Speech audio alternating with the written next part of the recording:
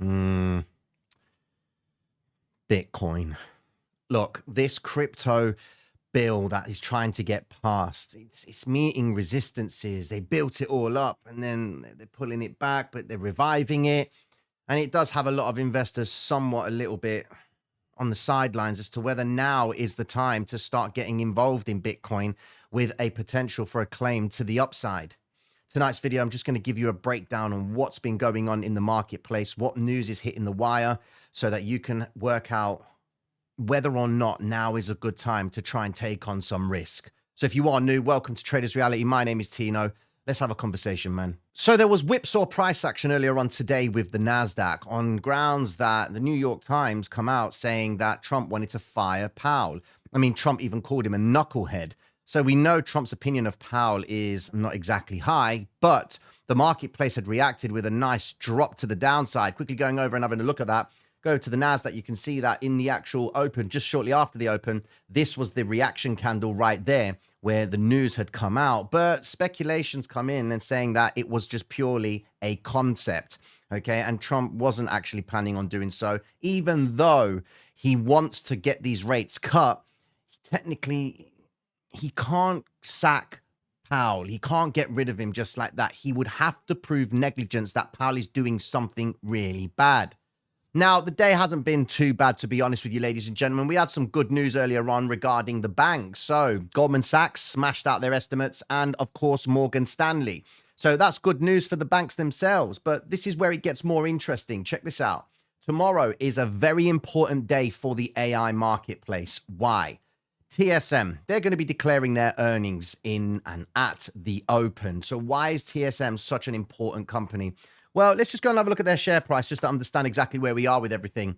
So as it stands, $237 a share, and it looks like it's breaking out of a conventional pattern cup with handle. And what you really want to be seeing here is inside of a cup is you want to see volume starting to disappear. But what we've seen is there's been a lot of distribution inside of this area, but that's only because there's been a lot of talks regarding trade and there's been inconsistencies with deadlines and extensions, who's going to get what tariff.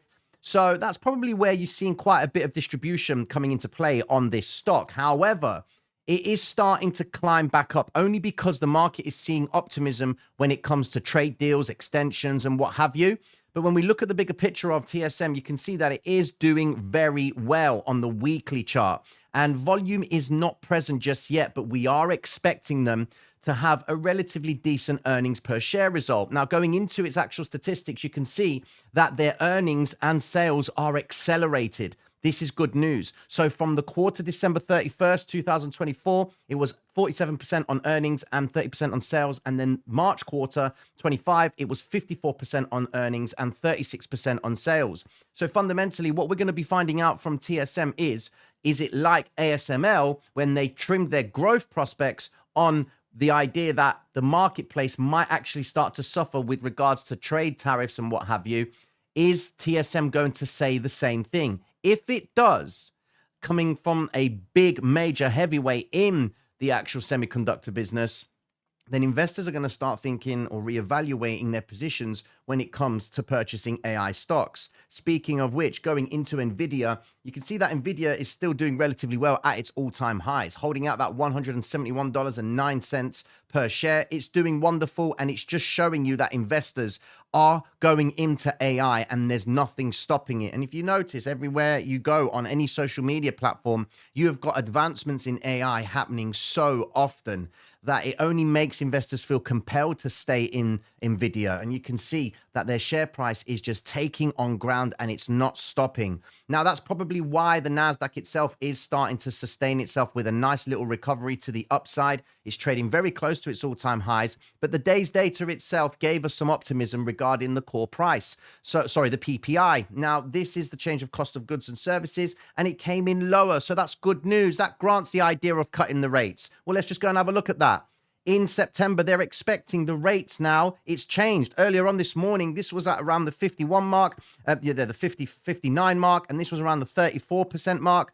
Now it's changed. It's now 56.2% on the idea that they're going to cut in September, but now it's getting weighted to 4.25, 4.5%, where the bets are coming in at 42% think that it's going to stay at that high rate. So where does that put us? Well, it only means that the dollar is going to sustain itself and keep moving higher.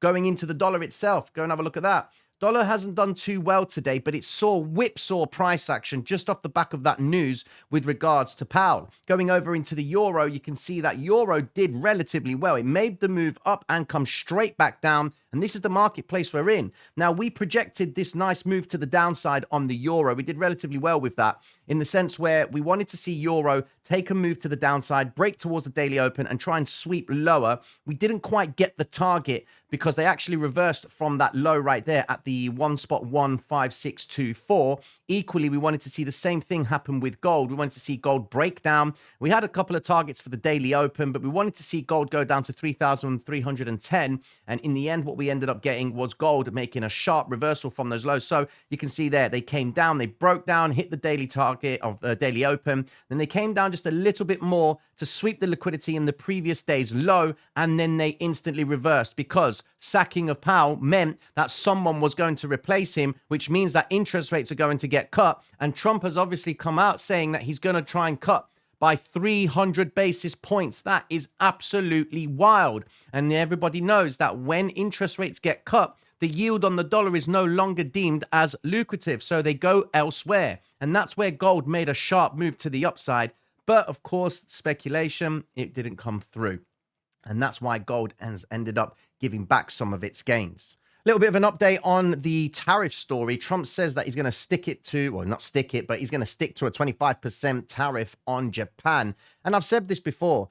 Donald Trump is more concerned about Forex manipulation when it comes to Japan. Why? Because of this. Whenever the dollar yen is trading up too high, Japanese, what they like to do is they like to buy a ton load of dollars and convert them into yen, thus deflating the value of the dollar against the yen. And it gives them opportunity to just control the movement of the dollar against the yen. Why would they want to do that? Trade. It doesn't serve them to have such a strong dollar against the yen. Equally, it doesn't serve them to have such a strong yen when it comes to trade as well. So they're trying to find that medium, and that happy balance is when prices get to and around the 150 mark. And you can see that we got up towards this 149 zone, and dollar yen has taken a very sharp move to the downside, but it has been progressively climbing up. And I'm going to say it again. Do not sleep on the dollar, ladies and gentlemen, because the dollar is getting very, very close to coming back to at least a little bit of purchasing power. And when I say that, I'm talking trying to trade back up the 100 mark. This is the biggest money heist in crypto history, ladies and gentlemen. Look at it. 716,000 Bitcoin is sat in that ETF. It's great news if you're a Bitcoin holder because it's just clearly showing you that BlackRock is here to monopolize and take over crypto. What a beautiful thing, ladies and gentlemen. Isn't it not? You know, the biggest asset manager in the world is holding nearly $100 billion worth of Bitcoin. I mean, look, the ETF itself has been a bit busy today. We had activity yesterday from BlackRock. So we've seen ARK and, of course, Bitwise. They're getting involved and starting to pick it up. But Bitcoin's price action hasn't really been too key. I mean, it's just been very, very choppy. But, of course, that's because of this story here with regards to this crypto bill that's being revived and it's not going into play, and it's just got people in crypto just a little bit concerned, not concerned, but it's nothing burger. That's what it is. They just give and they take. They give and they take. It's meant to be crypto week, man. Like, get this bill passed and let's get with the program. Speaking of which, going into the price action, you can see Bitcoin has been very, very difficult. It's been choppy as hell, but that's only because of this anticipation of this bill that is waiting to be passed. It's going to explode crypto. Yes, it will. And there'll be lots of liquidity coming into play. But I feel like the biggest winner is Ethereum, ladies and gentlemen, and it's about time that she started making some movement like this. We projected this in the Platinum membership today. We want to see a little bit of a recovery to then see the move to the upside to clear out the 3,265 as one of the setups that I put out. And you can see they just completely smashed that. So those guys that are holding on to it, you know, keep your runners on there and just maintain your risk. But Ethereum has absolutely ripped it apart today. And Solana, again, look at that. It's unbelievable. She's just breaking higher and higher. We had the same projection on Solana as well. Wanted to see Solana try and pull back ever so slightly to then make the reversal to the upside to claim out the 171 region. And we ended up getting the 174 for the top side of the day. Now, these setups, ladies and gentlemen, this is what I provide every single day for the Platinum members. And we're currently running a promotion which says that you get 20% off your first month. So when you go to the Traders Reality website, you go to the join section, and then you go to the Platinum membership, and you get 20% off when you use the code all-time high. I've just got a feeling Bitcoin's going to reclaim its all-time high. So when you go to the checkout, use the code all-time high, all uppercase, no spaces, and you get 20% off your first month as a Platinum member, and you effectively get those setups, an example of those setups that I share on a daily basis. Now, there is a question on everyone's minds. Is it altcoin season? Well, let's just break it down. I mean, Ethereum, it's doing great. Why? Well, it does help that you got Peter Thiel trying to come out and buy a fat stake in Tom Lee's Ether company, and Tom Lee's trying to pick up as much ETH as possible. His last purchase was around 49 million, and he's effectively trying to become the new MicroStrategy. Well, hey, ladies and gentlemen, again, your Ethereum, okay, that's going in other places, but it's the Bitcoin that's the one with the supply, not Ethereum. I mean, there is a bit of a supply, but of course, they're coming for it, ladies and gentlemen. This is what we need. We need endorsement from investors like this, okay? We want them to get involved. We want them to start getting into bed together, and I'm saying it now. There's going to be an instance where there's going to be a lot of acquisitions coming into play with cryptocurrency. And I do believe that there's going to be one major acquisition. It's not going to happen yet, okay? But there's going to be a huge acquisition, and I think you know who it's going to be. Let me draw your attention to it. Let's go over and have a look at Circle. I think, and this is what I think could actually happen. There's going to be, look at that, man. Look at that bad boy. Look at that. Gave you guys the heads up. $200 as a buy mark. That's $232 a share. This bad boy ain't stopping, okay? This is on my radar. But I think that this company, before it goes so much, okay, I think there could be an acquisition coming into play.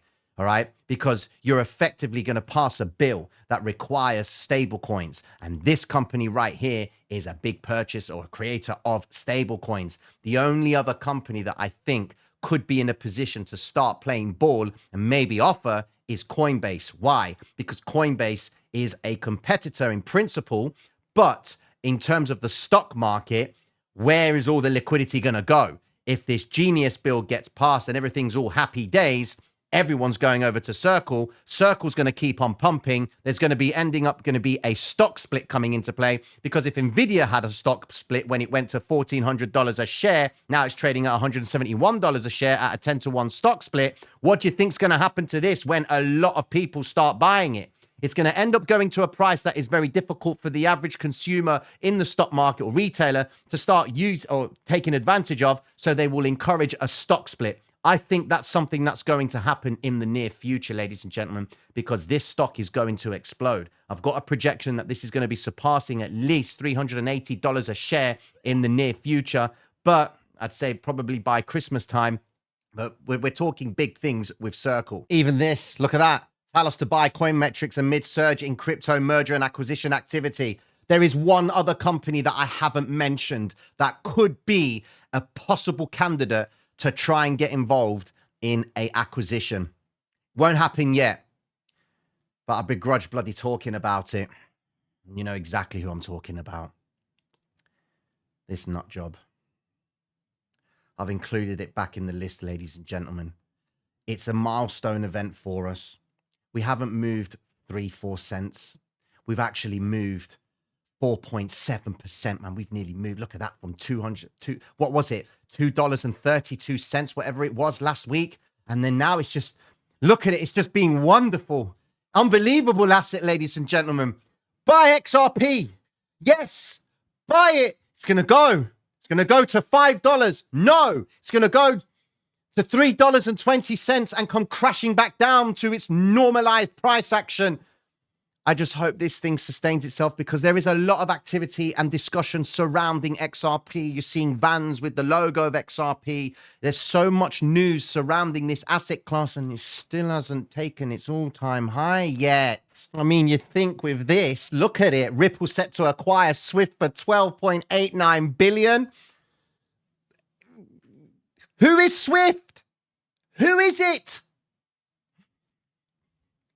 The financial system is being rewritten. Welcome to a new era. Listen, man. Yeah, all right. Just go up a little bit more, then we can actually believe a story like this. But again, jokes aside, you can see what I mean about crypto acquisitions. Okay. Tell me why Ripple, XRP would not want to get a taste of the stablecoin market. They've got their own stablecoin. Naturally, they're going to want to try and take the competitor out. And that's what I believe is going to happen. With that being said, ladies and gentlemen, jokes aside, if you've enjoyed tonight's video, mad love and respect.